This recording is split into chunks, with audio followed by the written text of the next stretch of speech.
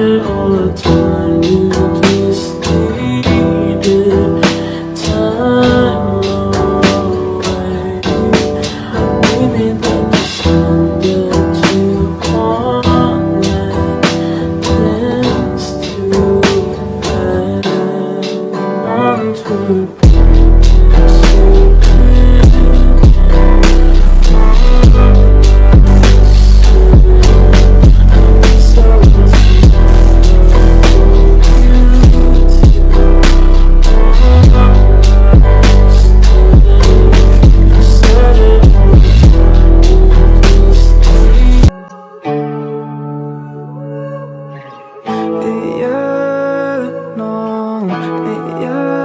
Let me take you to the spotlight. I can take you for the daylight. I can take your pain away. Let me take you to the spotlight. I can take you to the spotlight.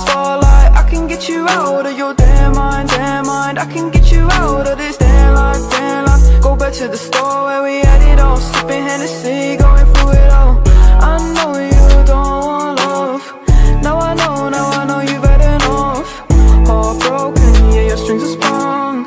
They want you, said they were the one. Oh, let me take you to the spotlight.